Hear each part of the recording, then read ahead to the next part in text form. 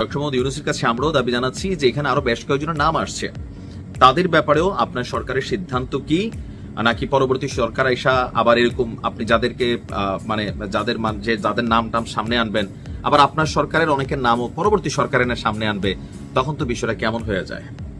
আমরা এখানে আপনার উপদেষ্টাদের মধ্যেও অনেকের পিএস এপিএস এর সাগর লুটপাটের ঘটনা শুনছি, বাট এগুলো নিয়ে কার্যকর পদক্ষেপ পরবর্তী কি হইলো সেটা কিন্তু আমরা জানলাম না। যাই হোক, এটাও নিশ্চয়ই আসবে আজকে অথবা কালকে। তবে ডক্টর ইউনূসের অ্যাকশন শুরু, কেউই রেহাই পাবে না, কারণ তালিকা রেডি করা হয়েছে।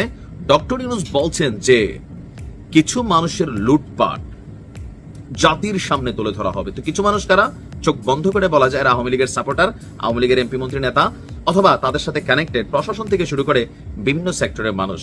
তো উনি ক্ষমতায় আসার পর না, এগুলো এখন আপাতত প্রকাশ হবে না, কারণ এটা বাংলাদেশের ইতিহাস যে যেই সরকার ক্ষমতায় থাকাকালীন সরকারের বাটে পড়ে গেছে অথবা সরকার বাটে ফালাইতে চাচ্ছে এরকম ক্যারেক্টার ছাড়া আপনার তাদের আমলনামা সামনে আসে না। তো ডক্টর ইউনূস কি করবেন? তিনি বলছেন যে দেশের সম্পদকে কিভাবে লুটপাট করছে। আমরা ওই সিলেটের পাথর লুটপাট দেখছি, পুরা পাথর লুটপাট শেষ হয়েছে, তো আপনারা তখন দেখেন নাই, রিজনা আপাক আবার বলেছে না না এটা আমার দায়িত্ব না। তারপর আবার যখন মানে পাথরটা তো লুটপাট শেষ, আর ওই যে নারী পাথর ভুরি পাথর আছে, তখন দেখছি সরকার আবার ওই পাথর উদ্ধারের জন্য প্রশাসনকে কাজে লাগাচ্ছে, আবার আছে। তবে লুটপাট কিভাবে হয় আপনি এই দৃশ্য একটু দেখা দরকার ছিল। নৌকায় বইরা বইরা নিছে স্যার, মাথাত করেও নিছে, অনেকে বেরিয়ে তো লইয়া গেছে যে যেমনে পারছে। রাষ্ট্রের সম্পদ নিজের, দেশ আমার, তো পাথর তো আমারই, নিছিল কিন্তু এখন আবার ফিরতও নিচ্ছে। যাই হোক, তো তিনি বলছেন যে সেজন্য সবগুলো সংস্থাকে জোটবদ্ধ হয়ে কাজ করতে হবে, এটা আমরা জানি। তো রাষ্ট্রীয় অতিথি ভবন যমুনায় গতকালকে জাতীয় রাজস্ব বোর্ড এনবিআর এর যিনি চেয়ারম্যান আছেন, এখন সাবেক যে চেয়ারম্যান ওনারও তো দুর্নীতির খবর আছে, সরিষার মধ্যে ভূত আছে, আবার এখনকার চেয়ারম্যানের পরবর্তী সরকার এসে আবার কি বের করে, কারণ বাংলাদেশ এখন এগুলাই হচ্ছে। আপনি দেখেন প্রত্যেকটা সেক্টরের প্রধান যারা ছিল আওয়ামী লীগের সময়, প্রত্যেকের আমলনামা তলব করা হয়েছে। তো তিনি বলছেন যে আমাদের যিনি এখন রানিং যিনি চেয়ারম্যান আছেন, যতটুকু এই ব্যক্তি সম্পর্কে আমি নিজেও দেখছি, যখন নিয়োগটা হয়েছে, কেরিয়ার বা ওনার এক্স লাইফ মনে হয়েছে মোটামুটি সৎ মানুষ। আশা করি ওনার সম্পর্কে ইন ফিউচার কোন রকম কিছু বের হবে না।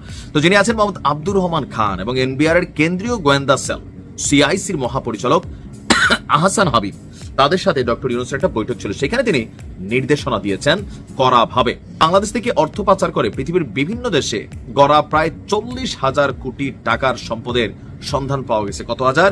40,000 কোটি টাকা। চলতি বছরের জানুয়ারি থেকে এই পর্যন্ত 5টি দেশের 7টি শহরে অনুসন্ধান চালিয়েছে। এই এখন কারা চালিয়েছে? সম্ভবত ওই গোয়েন্দা সংস্থা সরকারের। তো এই তথ্য পাওয়া গেছে। তো বিস্তারিত জানার পর প্রধান উপদেষ্টা বলেন, অর্থ পাচারের সাথে জড়িত ব্যক্তিদের চিহ্নিত করে আইনের আওতায় আনো, আর এর জন্য দুদক, সিআইসি, পুলিশের সিআইডি, অন্য যত সংশ্লিষ্ট কর্তৃপক্ষ আছে সকলকে সমন্বয় করে উইদিন এ শর্ট টাইম এই তালিকা যথাযথ ব্যবস্থা গ্রহণ করতে বলা হয়েছে। ইভেন বলছেন এমন দৃষ্টান্ত স্থাপন করতে হবে, কেমন? যাতে ভবিষ্যতে কেউ দেশের সম্পদ লুট করে বিদেশের সম্পত্তি তৈরি করতে না পারে। তো আমার মনে হয় লাইনটা একটু বড় করা যাইতো, ভবিষ্যতে যেন কেউ দেশের সম্পত্তি লুট না করে, ভবিষ্যতে দেশের সম্পদ লুট করে বিদেশের সম্পত্তি তৈরি করতে না পারে। তো দেশেও তো অনেকে স্যার সম্পদ লুট করে সম্পত্তি তৈরি করে, ছোট ছিচকা চোর আছে স্যার। আপনি তো অনেক বড় মানুষ হয়তো এদের খবর জানেন না, বাট গণমাধ্যম পড়বেন, ফেসবুক দেখবেন, গুজবের পাশাপাশি অনেক নিউজ আসে। এই যে ধরেন পাথর লুটেরারা, এগুলো কিন্তু আমাদের দেশীয় লুটপাটকারী। পাথর নিয়ে ক্রাশার মেশিনে ভাঙাইয়া সেখানে জামাত নেতার মেশিনও বাড়িছে, বিএনপি নেতা বরখাস্ত হয়েছে, আবার জামাতের ইউনিয়ন চেয়ারম্যানের নামও আসছে। স্যার আমরা কিন্তু আসি, দেশীয় লুটপাটকারী আসি, তবে এই পাথর বেচা তো আর বিদেশ টাকা পাঠানো যাবে না, কোন রকম ধরেন লেবার টেবার খরচ দিয়া, তারপরে কিন্তু হয়। এই দেখেন পদ্মা সেতু নাটবল্টু খুলে ফেলে, ওই জায়গার নাটবল্টু নাই, সরকার লাগায়, পথচারী পারাপার। এই যে লুটেরা আমরা আসি, আমাদেরও একটা ব্যবস্থা করতে হবে দৃষ্টান্তমূলক, যে যেখানে যে নাট খুলছে তার আঙ্গুল সেখানে ঢুকে দিয়া এই নাটের কাজ করতে হবে। দুইটার এরকম ঝুলাই দিলে বাকিরা বন্ধ হয়ে যাবে। পথচারী পারাপারে যে সিঁড়ি তুলে নিয়ে যায় তারে লক করে ওইখানে বসা যান, তার পিঠে 3 দিন মানুষ পারাক, মানে নিচে নরম জিনিস দিতে হবে যেন নারী বুড়ি বেন না হয় আর কি, পিঠের উপরে যেন সিট দেওয়া যেতে পারে। টেকনিক আছে আমার কাছে।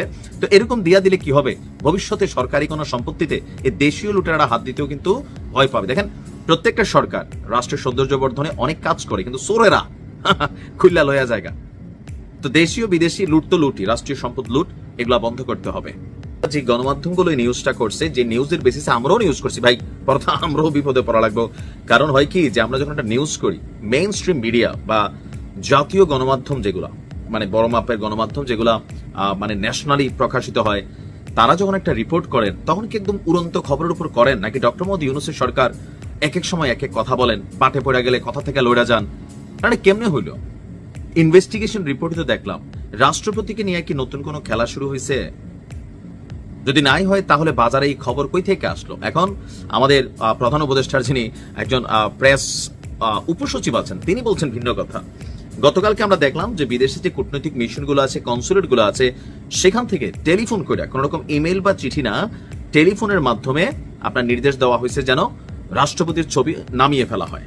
আমরা নিউজ দেখলাম, সারা বাংলাদেশের গণমাধ্যম করলো। এখন হঠাৎ করে গতকালকে রাতের বেলা আমাদের সরকারের মানে প্রধান উপদেষ্টা যিনি উপপ্রেস সচিব আছেন, তিনি দিচ্ছেন এক মানে কি বলা হয় ধামাকাধার খবর, এরকম আমার কাছে মনে হলো। বলছে কি যে সরকার কিংবা রাষ্ট্রপ্রধানের ছবি সরিয়ে ফেলতে হবে এমন কোন লিখিত নির্দেশনা কোন দপ্তর বা মিশনকে দেওয়া হয়নি। আমরা তো বলছি, আমরা আমাদের নিউজে বলছি লিখিত নির্দেশনা দেওয়া হয় নাই, cause it's makes a document. আপনি যখন লিখিত কোনো অর্ডার দিচ্ছেন, না ডকুমেন্টারি তৈরি হয়ে যাচ্ছে, যে পরবর্তী কখনো সরকার বদল হইলে 2-4-10 বছর পরে ওই যে সাইদি সাহেবের ফাঁসির রায় হয়েছিল, একজনের মিষ্টি খাওয়াইছিল, খুশি হইয়া ভাইরাল হয়েছিল, গতকালকে গণধোলাই খাইছে। তো এই যে ভিডিও ফুটেজ গুলা থেকে যাচ্ছে, এরকম গণধোলাই আগামী কে যাবার কখন খায় এই দেশে এখন গ্যারান্টি নাই, ঠিক আছে? তো এইসব কারণের সম্মত লিখিত কোনো নির্দেশনা দেয়নি। তিনি কোন জায়গাতে না মোটটা দিচ্ছেন, তিনি বলছেন আপনার লিখিত নির্দেশনা কোনো দপ্তর কিংবা মিশনকে দেওয়া হয়নি। আর এই কথা বলছেন কে? প্রধান উপদেষ্টার উপপ্রেস সচিব আবুল কালাম আজাদ মজুমদার। 17 রাতে মানে গতকালকে রাতে ফেসবুক এক পোস্টে তিনি লিখছেন যে সরকারি দপ্তরে পোর্ট্রেট ব্যবহার, পোর্ট্রেট মানে ছবি, শুরু থেকেই অন্তর্বর্তী সরকার নিরুৎসাহিত করেছে, অলিখিতভাবে জিরো পোর্ট্রেট নীতি বজায় রেখেছে। এখন জিরো পোর্ট্রেট নীতি কি?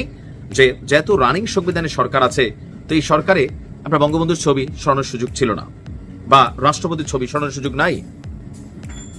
তারপরও কেউ কেউ সরকার কিংবা রাষ্ট্রপ্রধানের ছবি নিজ নিজ দায়িত্বে ব্যবহার করেছে, সেগুলো সরিয়ে ফেলতে হবে এমন কোন লিখিত নির্দেশনা কিংবা কোন দপ্তর কিংবা মিশনকে দেওয়া হয়নি। তারপরও দেখা যাচ্ছে আজ এটা নিয়ে বাজার গরম করে ফেলা হয়েছে। নির্বাচনের তারিখ ঘোষণা করার পর রাজনীতি নিয়ে ঘোট পাকানোর সুযোগ কমে আসছে। কাটতি ধরে রাখার জন্য ছোটখাটো অনেক বিষয়কেও এখন তাই পাহাড় সম করে তোলা হচ্ছে। তার মানে বাইচা গেছে রাষ্ট্রপতি। অভিশংসনের একটা আলোচনাও মাঝখানে শুনছিলাম, কারণ হঠাৎ করে রাষ্ট্রপতির ছবি যে আইনে সরানো হয়েছে সেটা নিয়েও কথা বলা হয়েছে।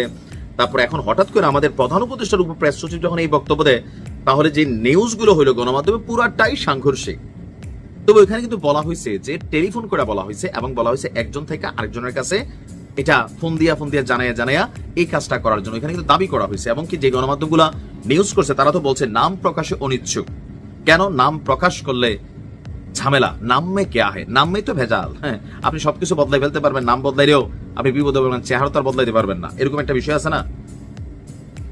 তো এই যাত্রায় হয়তো রাষ্ট্রপতি বাইচা যাচ্ছে না কি হচ্ছে, মানে আমি নিজেও একটু কনফিউশনে আছি। কারণ গণমাধ্যমে নিউজকে বেসিস করে তো আমরা নিউজটা করি, বিশ্লেষণটা আমরা নিয়ে আসি।